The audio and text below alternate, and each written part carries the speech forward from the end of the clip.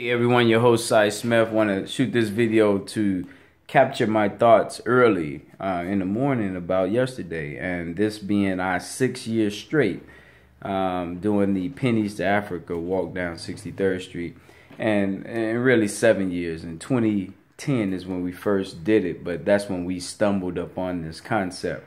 So I can't count 2010 because it wasn't nowhere near as organized as we have it now.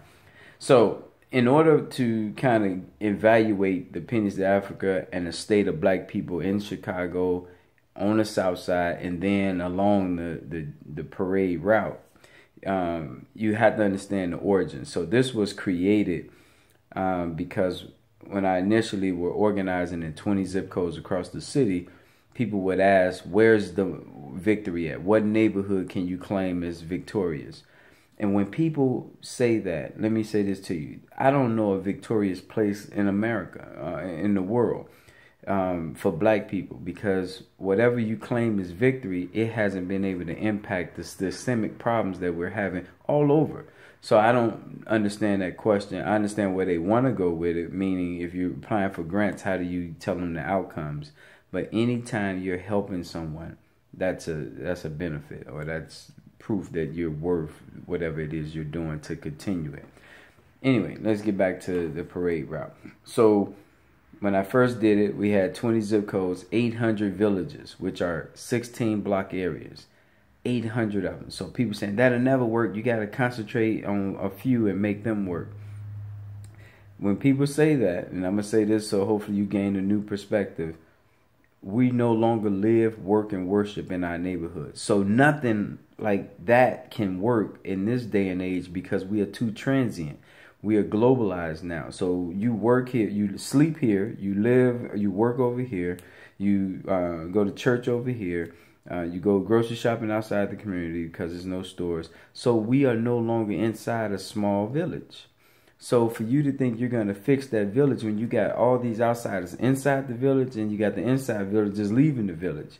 So it has to be a broad-based structure in order to be able to help organize and get people together where they live, work, and worship outside and inside their neighborhood. All right.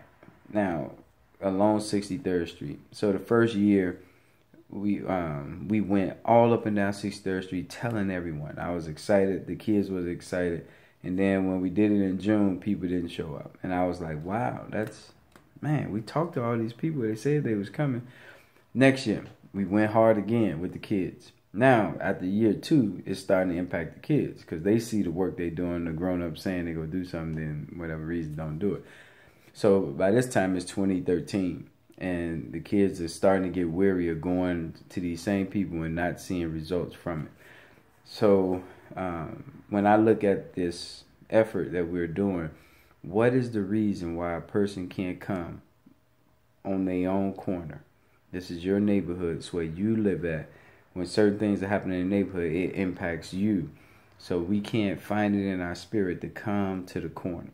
All the people that come from outside of the area, that's beautiful. That's you showing extra support. But people who live in that neighborhood, not even being able to walk to the corner.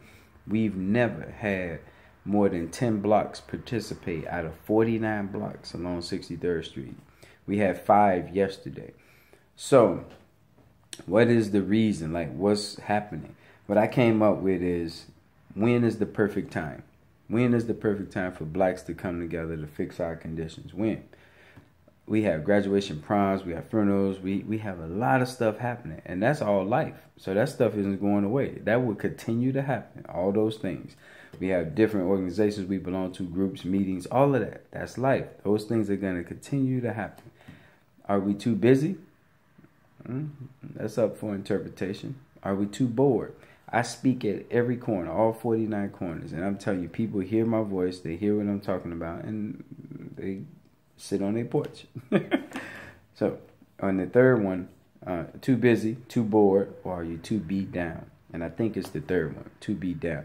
When people hear me speak about Pennies to Africa, for one, we asking you to come to your corner. It doesn't get no easier than that to unite. Bring a penny to your corner. Most people can find a penny. So it's two things that people can do. So what is it? And this is what's going on upstairs. It's the fact that people are beat down. They don't see value in doing that. They don't see how that's going to change their conditions. And this is where I want to go into the broader picture. National Block Club University, I decided, my wife approved of us going to Atlanta last year. This is so refreshing to know that we are in an environment where we don't have to stay in the oven and continue to be baked and cooked and burnt out. And that's why we're bringing this concept of travel to the table, because others need that same outlet.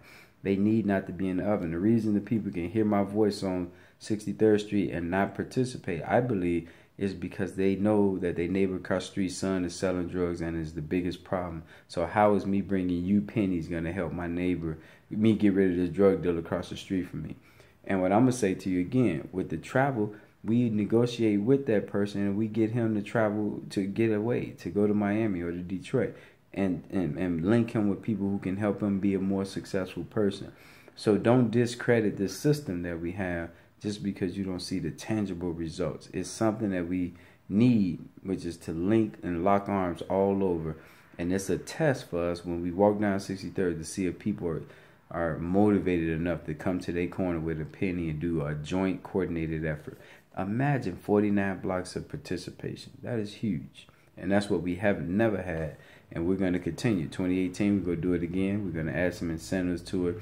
But it was so victorious to see all the outsiders, the governors, come in and lend their support to go from 49 blocks long, east and west.